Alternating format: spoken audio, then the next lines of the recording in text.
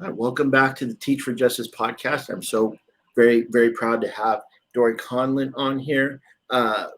It's an interview that's probably a year in the making because I have been really patiently trying to get someone in here that talks about teaching world languages, and you'll see why in a second. It's partly because of my own experience here with having issues with learning a foreign language and then being taught a foreign language and the expectations that I already spoke in when I was in school and all this stuff, right? But just for context, can you go ahead and for the audience here, explain kind of who you are, what you do, what you're currently working on, and why you're a great person to talk to about Oh, this. sure. So hi, everyone. My name is Dorie Conlon. I have been an elementary school Spanish teacher since 2005. So I don't know how many years that is, but it's a lot. It feels like a lot. At the same time, I am currently getting my doctorate in applied linguistics and discourse studies at the University of Connecticut. And my research primarily focuses on how Spanish language education here in the United States can perpetuate racism against Spanish speakers. So these kinds of conversations are exciting for me, and I'm super excited to be here to talk about it today. Awesome, and so people understand why this is a huge, appropriate, timely get here and relevant. All right, now for some context here.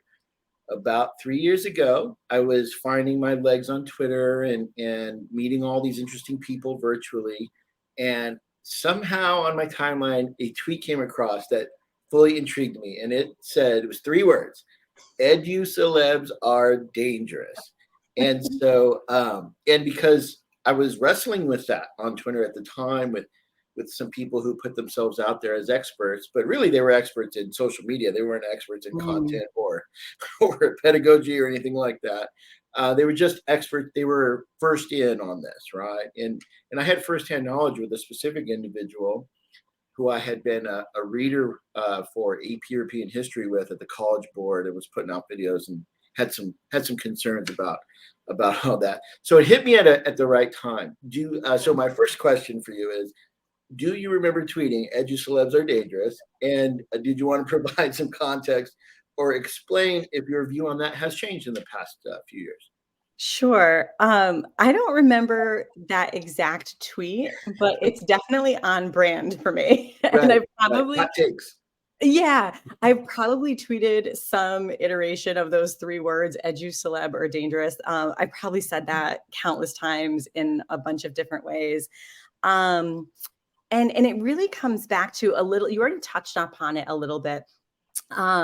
In the social media world, and it's not just Twitter, you see them on Instagram and TikTok and any social media really.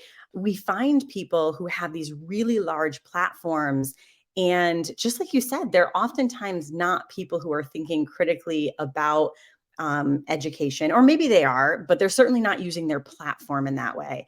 Oftentimes they're just kind of sending out these platitudes or just memes really about what education is or what it should be. And they often resonate with our, all the people, which was why they have such a big platform. But some of the messages they send out can be really quite dangerous. And I think one of the reasons I say edu celebs are so dangerous is because they have such a large platform. And if I had to guess when I tweeted this, there was a certain edu celebrity who had tweeted something along the lines of research shows that parents only talk to their kids on average 3 minutes a day. And I'm a parent, and that shocked me. I was really shocked to see that. And I reached out to this the person who tweeted it. I was like, where is that research? I really want to, I'm a researcher. I want to read it. I want to see what Right. methodology do they use? How are they defining? Oh, it was meaningful conversations. How are they defining meaningful, this and that? And the person wouldn't give me a citation. And then they eventually sent me a direct message and they said, oh, I found the book. Here it is. And the book, well, I just read through it very quickly. It was written by an extremely religious person and Mm. contained a lot of extremely homophobic language. Oh wow. extremely graphic homophobic language. So I wrote back to this gentleman. I said, do you realize that this is the book you're quoting from? And he immediately shut down the conversation and blocked me. And meanwhile, So this no dialogue, right? There's no dialogue. The person blocked me. And meanwhile, I found out that he took down the tweet that had the misinformation, but there was never an apology or a correction where the person said, you know, it's been brought to my attention that this study I cited was misleading or wrong or faulty methodology. So now this idea goes out into the world. This person has hundreds of thousands of followers. oh wow, And that many. it's a lot. It's a lot. Wow. So now this idea goes out into the world, and it kind of reinforced this teachers as savior mentality, where, you know, we have to be the ones to help our students because parents only have 3 minutes a day, which I think is absurd. But again, edu-celebs are dangerous because they can say anything without consequence. And I think oftentimes they're more concerned about protecting their brand than they are actually improving education.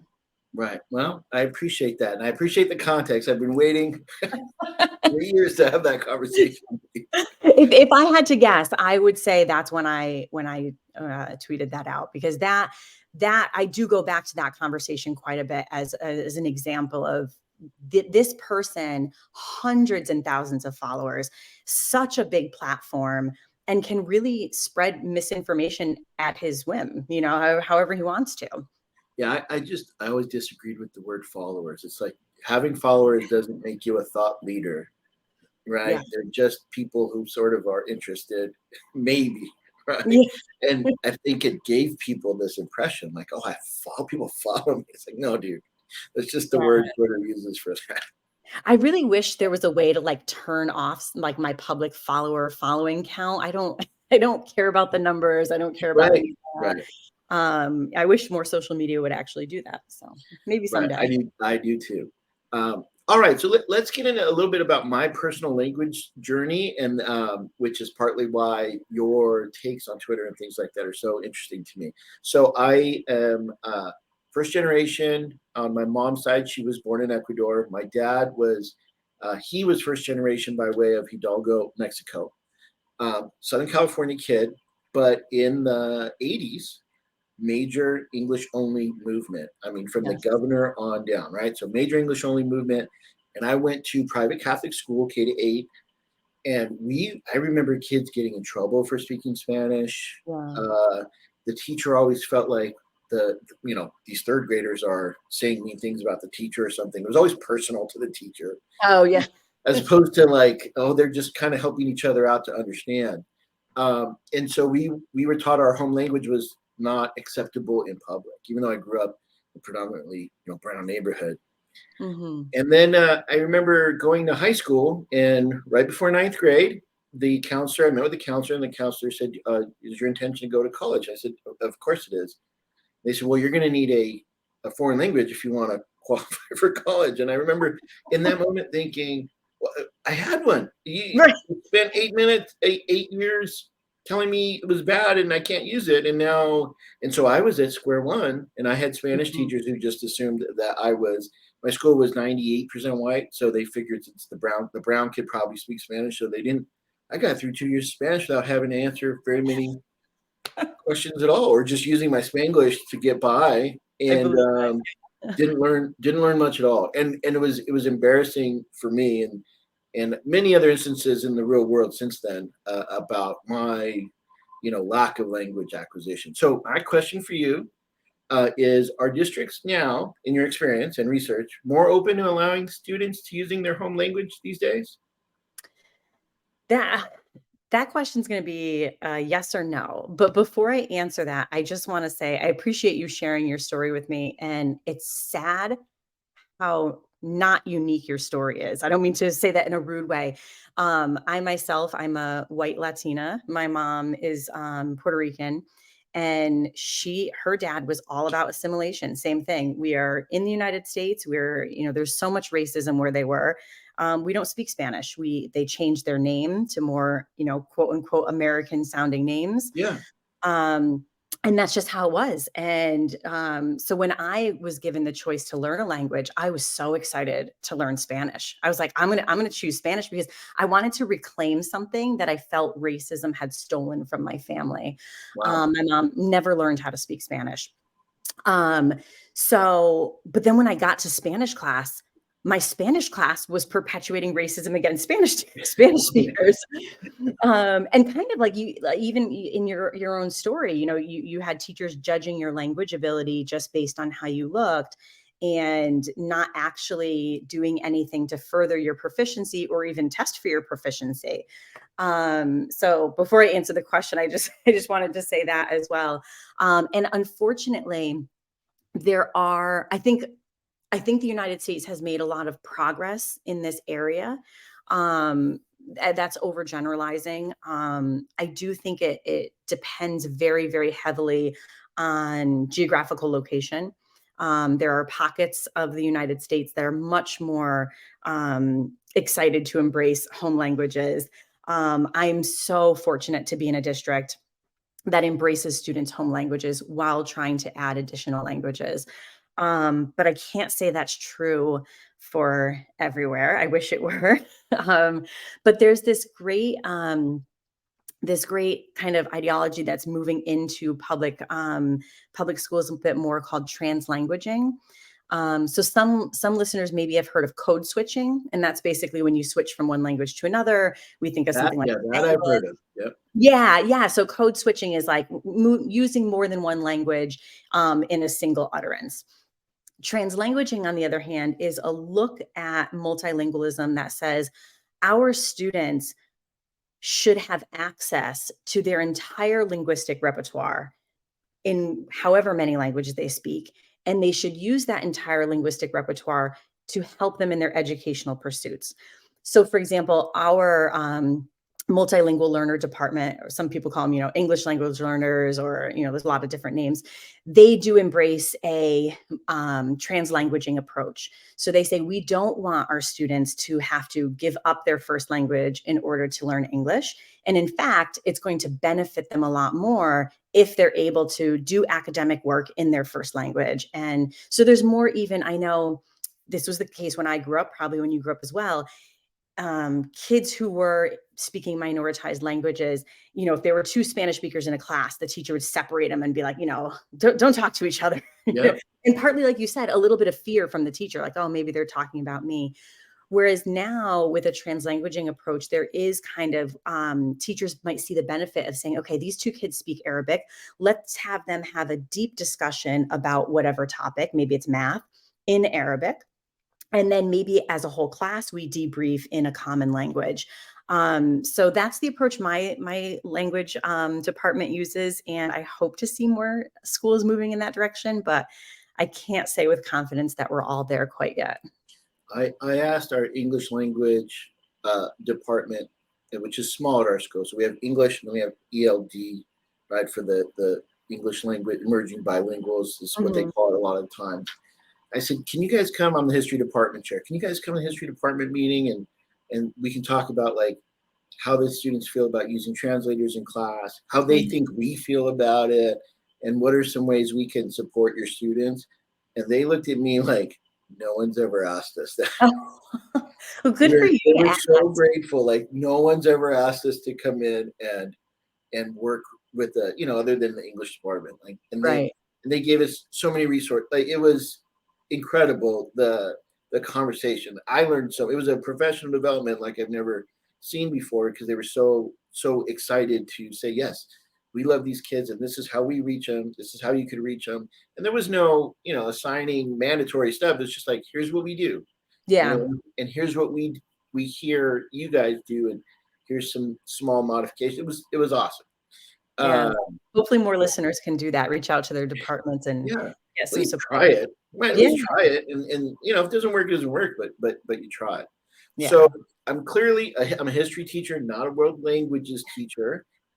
So I'm interested to hear so here's our next question. What are the hot topics in world language circles these days? Give me the tea on what people are talking about. There's drama. Can you believe it? We have drama in world languages. I would say the biggest debate in world languages is kind of this old school grammar approach to world languages, which probably most of your listeners and maybe even you in your classes, that was our world language instruction. It was I always said my language classes talked about the language and we never spoke in the language. So it was a lot of in Spanish, they do this. They conjugate verbs I this way. conjugated a lot of verbs. Yes. A lot of conjugation, a lot of like noun, adjective, gender agreement, if it's a language that has that. A lot of drills, right? You probably like a lot of fill in the blank kind of drill practice. And while there is some research that shows explicit grammar instruction does work, there's the other side of the coin is saying, you know what? We're going to learn the language. A lot of people call it comprehensible input methods or approaches towards language teaching. And basically, we learn languages by hearing messages we understand. So we're going to hear these messages. The teacher's job primarily is to deliver comprehensible input, whether through speech or writing. And the students will just naturally acquire the language as they did their first language. I will say most teachers and a lot of researchers now say we're kind of in like a post methodology world, like a post methods world where teachers in world languages are just taking from every approach. We're saying, you know what, we're going to do a little bit of grammar instruction. We're going to do a little bit of the CI approach. We're going to do a little bit of everything to meet the needs of the students in front of me. But I would say that's probably the biggest hot topic. There's a bunch more, but that's probably the big one right now. All right, fair enough. And so when you say there's probably a bunch more, for those of us that aren't in that world, let's move to our next question, which is, what do most people miss? What are most people missing about world language instruction and what it takes to teach a foreign language in the United States? Sure. So I would say that what most people are missing about language instruction, and this is true for people who are not language teachers, but I would also argue it's true for language teachers as well, is that learning to communicate in a different language is only one of our goal areas for our national standards. So that is 1 out of 5 goal areas for our national standards because I didn't even know there was 5 goal areas. so a lot of language teachers don't either. And I would say that is a primary, like it's an important goal, right? So if you ask, a stakeholder, parents, administrators, what do students do in French class, Spanish class, Mandarin class? They're going to say they learn to speak French, Spanish, Mandarin. But the other goals, and I would actually argue these are the more important goals. For example, creative problem solving, intercultural competence is woven throughout all 5 goals. And my favorite goal, I truly believe this is like the answer to our world language education problems, is the community's goal, where basically we should be helping connect our students to multilingual communities.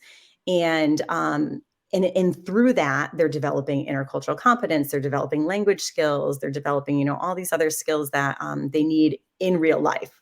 Right. So I would say the biggest misconception about world language is that we're there only to teach languages, where our standards and true language classes should be helping our students do so much more. I did not know that, and I will be looking that up because Yeah.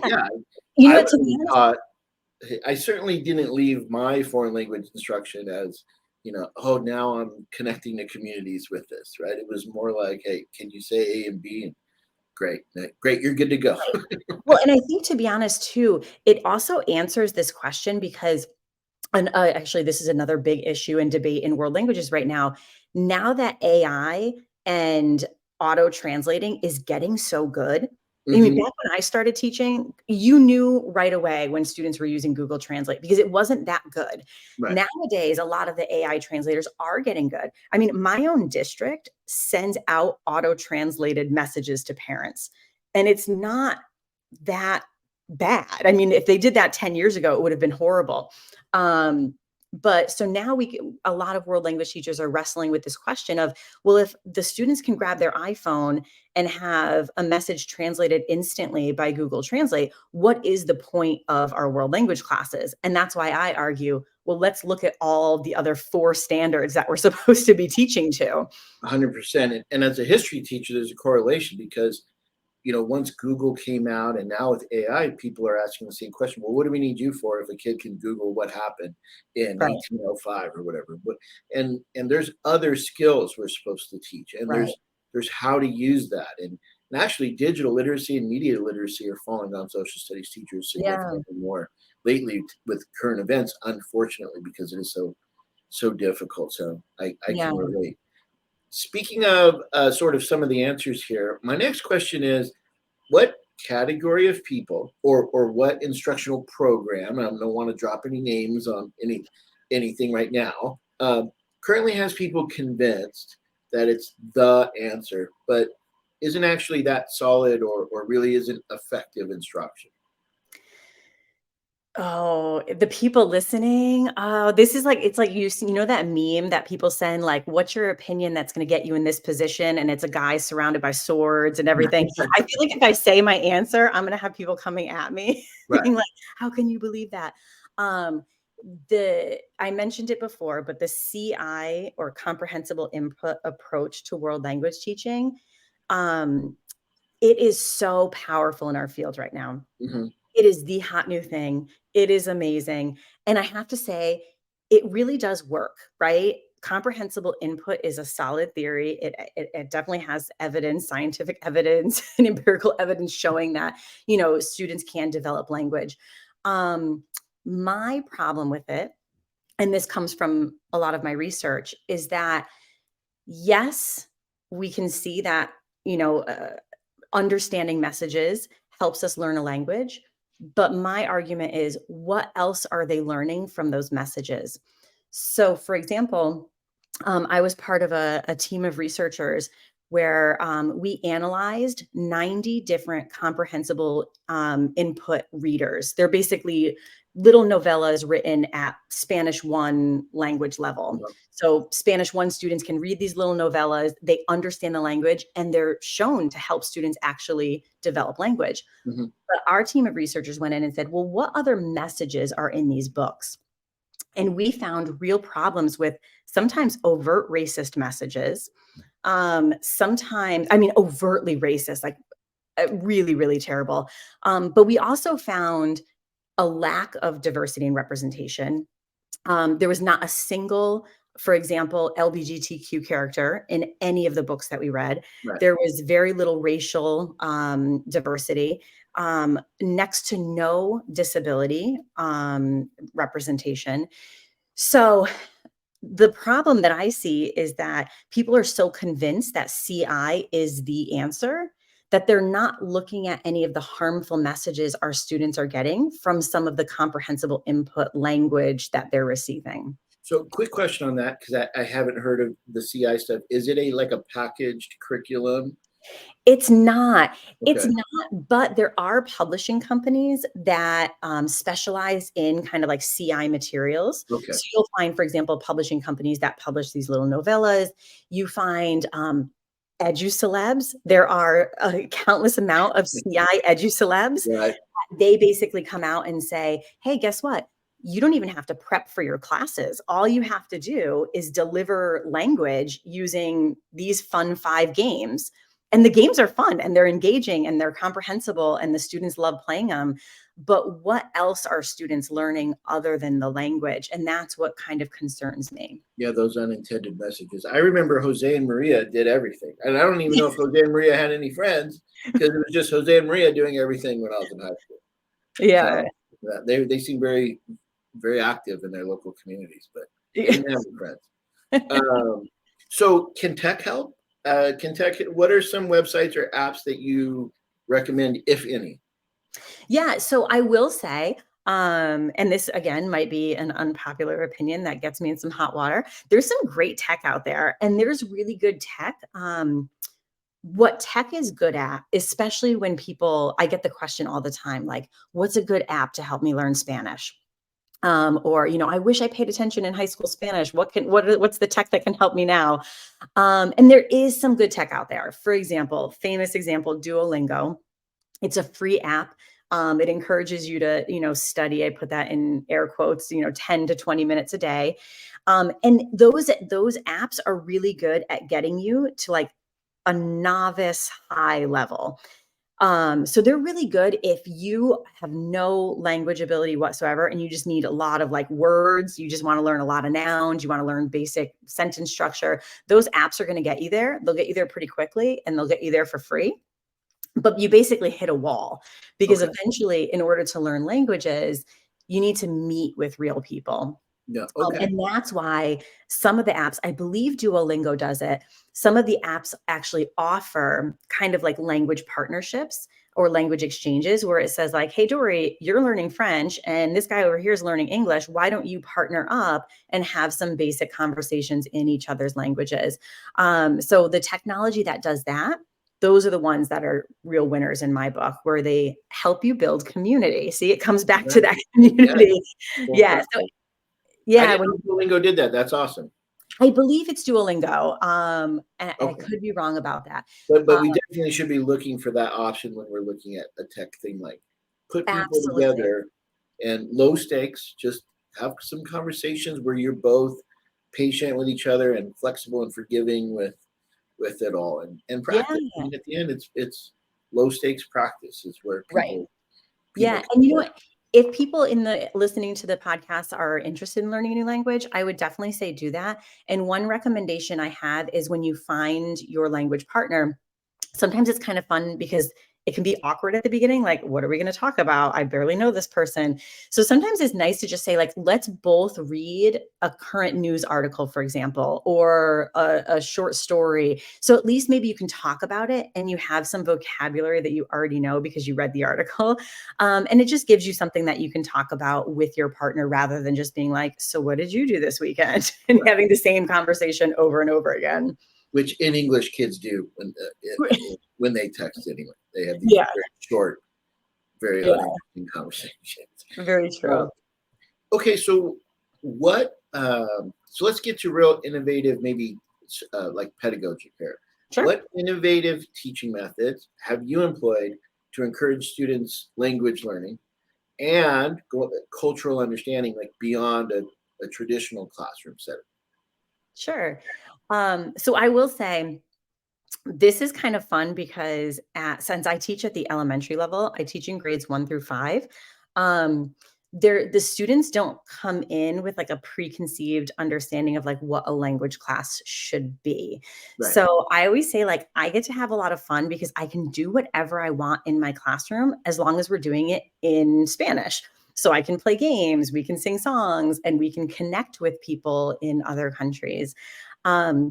So I would say the most effective methods I have when I teach and that go beyond the traditional classroom are ones where in some way or some shape or another, I am connecting my students with an authentic community. And sometimes that's really, really hard. And that's when I talk with teachers, I hear that message a lot.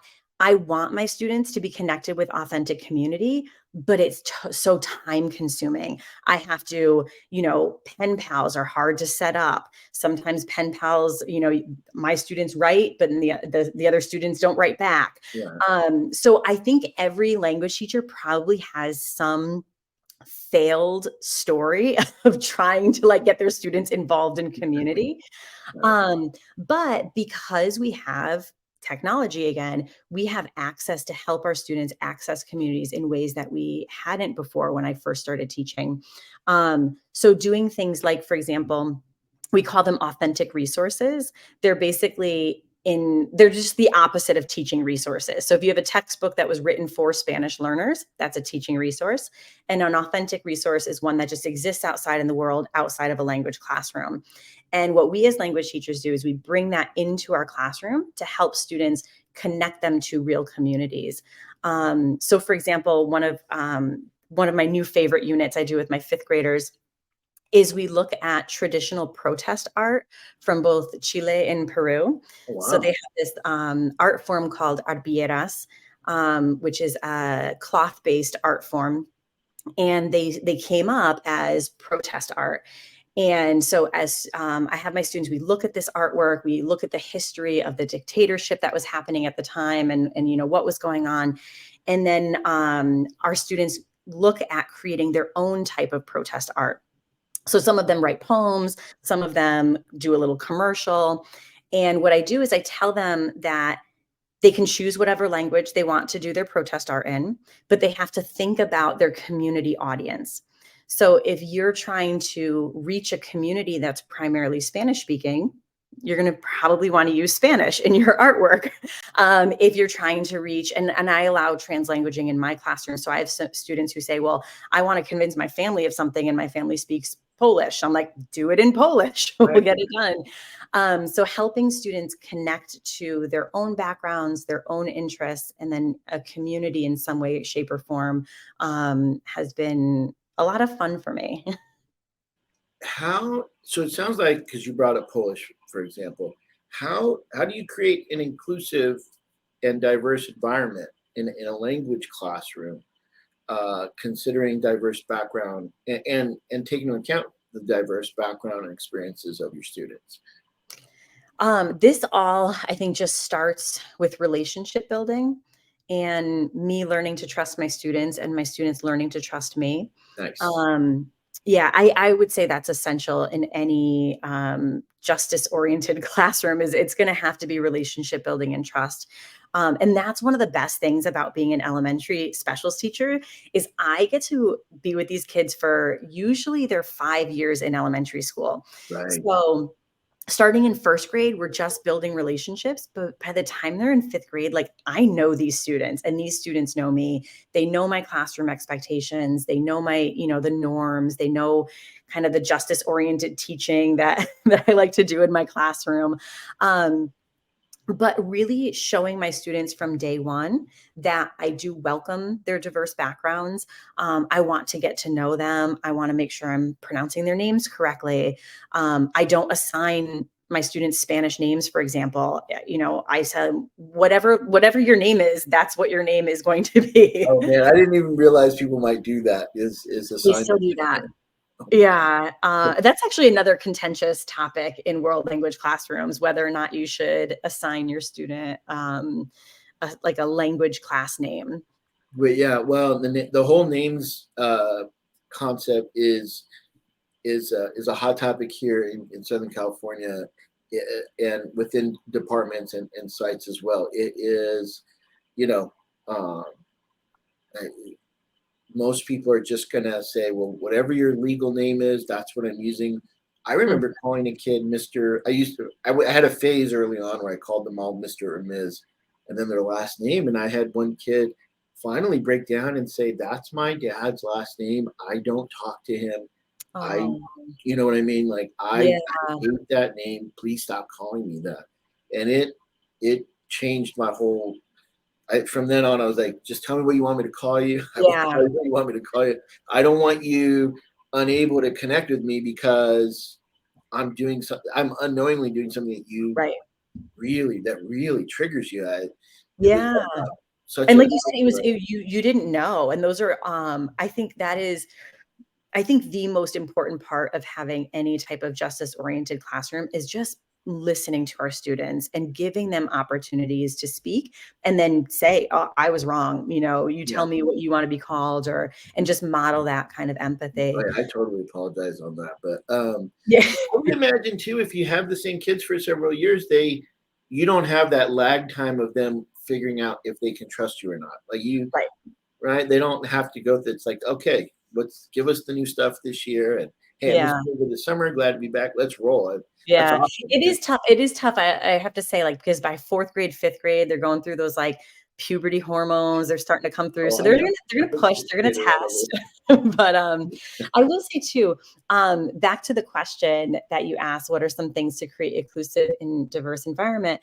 One of the things that I did in my classroom that was really eye-opening, I don't know if you saw it, but it was a popular graphic going around for a while where it showed, it was based on Sims Bishop work with windows, mirrors, and sliding glass doors, where they took data regarding diversity and representation in children's books.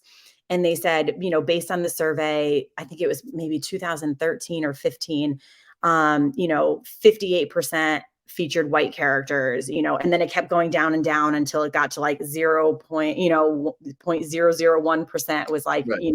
Indigenous people. So I saw that, and I asked, I said, you know what? I wonder if somebody did an audit of my materials, what they would find. And so then I was like, you know what? I should do that. I'm going to audit my own materials. So basically, throughout the entire year, any classroom book, poem, authentic resource that we did, I collected data on the diversity and representation that was in those materials, and it was eye-opening for me. Of course, I had more Latinx representation than might another classroom, but I noticed I was lacking in Afro-Latinx representation. There was some, but not enough. I was also lacking in Indigenous representation, especially own voices Indigenous representation. We do read some materials about Indigenous cultures and things like that, but those own voice stories and perspectives were definitely lacking. So doing that audit on my own materials and then saying, okay, where am I giving my students opportunities to see themselves reflected in my materials and what is lacking? It was an eye-opening experience for me, and I would definitely encourage other teachers to try it out. I mean, you're using the term eye-opening. I think that might be scary for some teachers, right? It was scary. I don't want to know, right? Because they might be hard on themselves or Yeah. feel judged or whatever it is. But it's a brave thing, and it just signals like that you care. And so in my journey here, understanding what it looks like to teach for justice, I haven't audited all my stuff, right? But I think being more intentional and it's hard. You got to make yourself aware. Like, okay, dude, what are Yeah. you really putting out there? And is it as diverse as you think? And I might not want to know the answer, but if I'm really gonna walk the walk, I think I need to do something like that. And the way you just said it too, is it as diverse as I think? Because I think teachers who I've always considered myself a social justice oriented teacher since I first started teaching.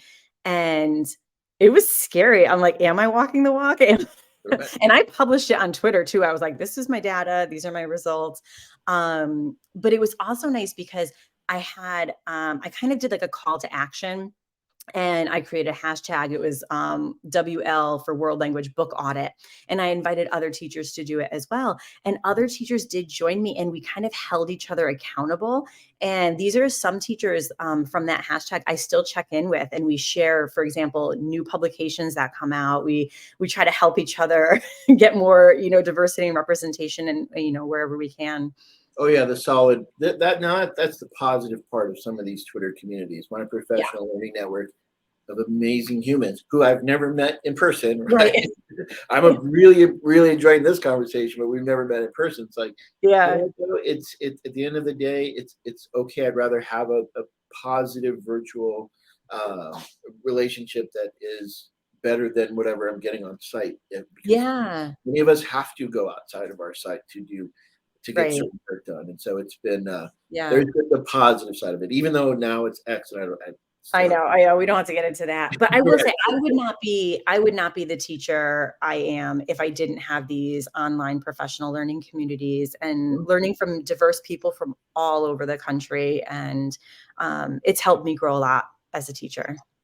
All right, let's pivot a little bit to the next question, which is, have you encountered any resistance from either students or parents who expect a more traditional language learning approach? And then how do you navigate or overcome, these kinds of challenges or resistance? Yeah. As I mentioned before, I feel really lucky because as a K-5 teacher, people don't really have preconceived understandings of what, there's just so few programs that start in kindergarten, first grade. And they kind of expect that we're going to do a lot of play and a lot of these kind of things. So I haven't really gotten too much pushback. I have received some. I had somebody literally say to me, for example, your job isn't to teach intercultural competence. It's to teach nouns and verbs. Like that's like verbatim. They're like, you should be teaching nouns and verbs. That's the opposite of a hot take. Yeah. And you know, I didn't respond. That comment wasn't made direct. It was about me. It was in a public meeting, and I didn't respond publicly. But if I did, I think what I would say is I would bring it back to our world language standards, because as we talked about in the very beginning, there is a misconception about what language teaching should be. It should be about language. It should be about grammar. Why are we talking about identity? Why are we talking about race? Why are we talking about transgender people or non-binary people? Your job is to teach nouns and verbs. And one thing, I do a lot of professional development with teachers regarding this kind of teaching in the classroom. And one thing I always say is you can equip yourself by knowing what our standards are, because our standards do go so much more beyond just language, language teaching in air quotes again. We're not just teaching nouns and verbs. Our standards are very explicit about intercultural competence and learning more about ourselves and learning more about others through language learning. So that's my number one advice for anyone who might kind of face resistance to this style of teaching. What do you owe the lack of understanding of the national standards by so many teachers? Because I'll tell you, in social studies, it's similar, and it's almost confusing, right? I mean, California, we have the California state standards, but then we have these national standards as well, which we're technically not really accountable for. Heck, in California, they stopped state testing for social studies like 2 years ago. So oh wow, right. So I'm a department chair, and new teachers come in like, okay, so what's our accountability check? Like, well, I mean, Right. benchmark outside of that, Yeah, it's tough. You know what? I think there is for my state, for example, our state standards are aligned to our national standards. So there's not a disconnect there. And there are a lot of states that are like that. The state might adopt or slightly adopt or tweak the national standards.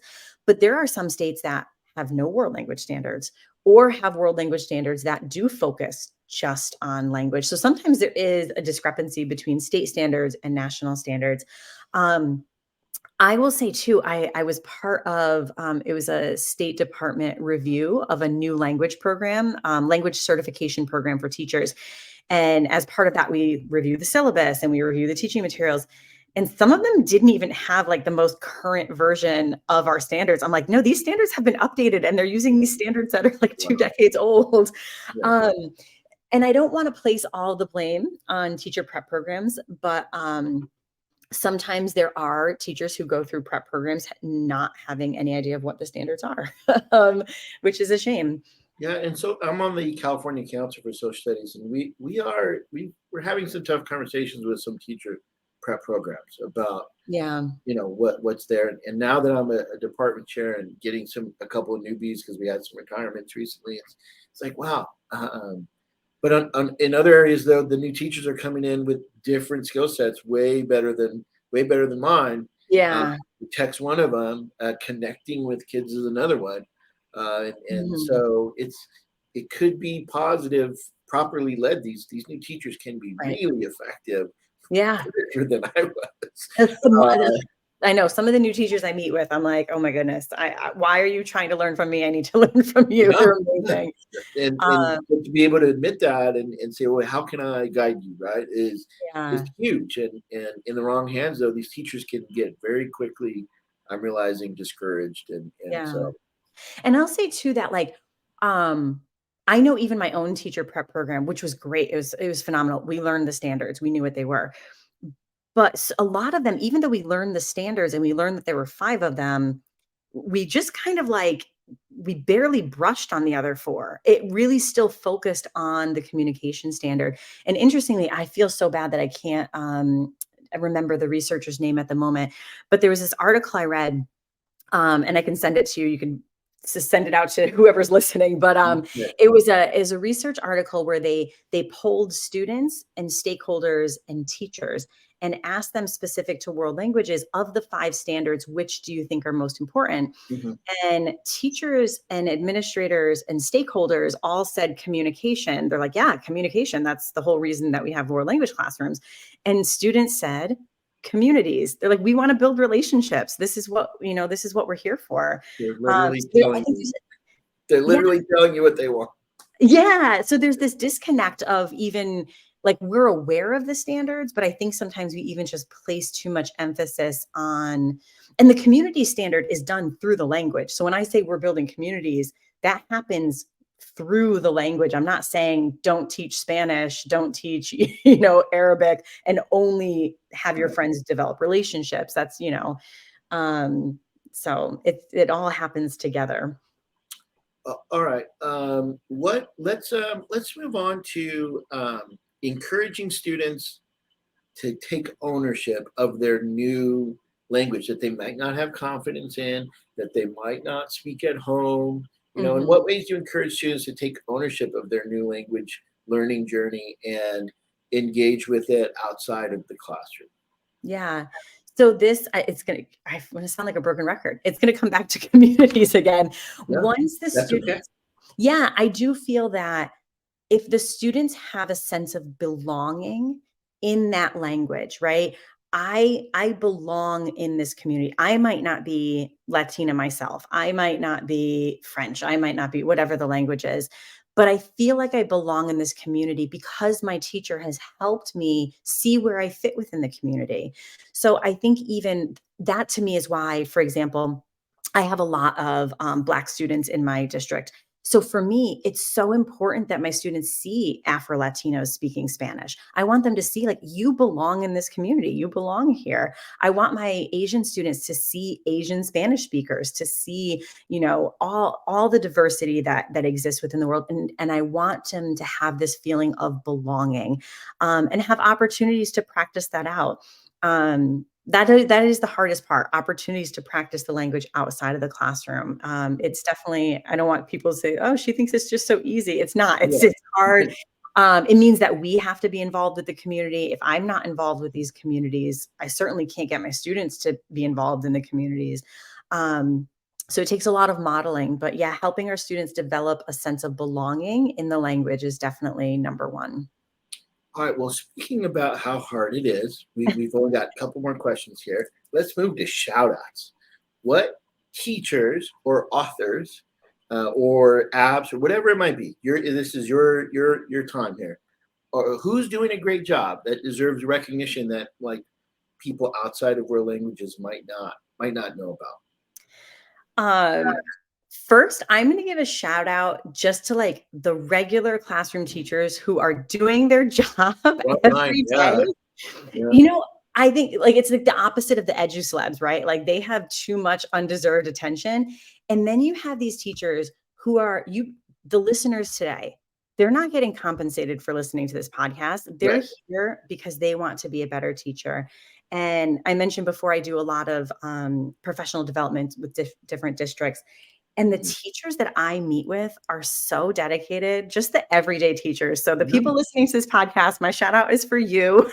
You might not have the hundreds of thousand followers on Twitter, but I just think our everyday teachers are just outstanding and phenomenal. Yeah, and there's so many that aren't on social media because they're too Right. busy just getting the stuff done in front of them at a high level with a positive attitude, and I see them too, and I agree with you. And I don't want any teacher to, like, see a TikTok teacher and think, like, I don't have all the bells and whistles, I must not be a good teacher. No, you are doing a great job. You really are. Right, and I think you are probably good as well at spotting some of these people trying to be edu-celebs, right, or whatever it might be, and saying this stuff is mediocre at best, at worst it's harmful, right? And it's not good. And so, just like any other digital media literacy, we as professionals need to be aware. Like, not just because they're on, you're right, just because they're on TikTok doesn't mean they know what they're talking about. It's Just means they got out there first, or they're trying to get on there for their own reasons, and it's certainly tricky. Look, I'm going to shout out two specific authors that, and I chose these authors specifically because I think they're broad, that, it's not super specific to world language, but I think any listener to your podcast might really benefit.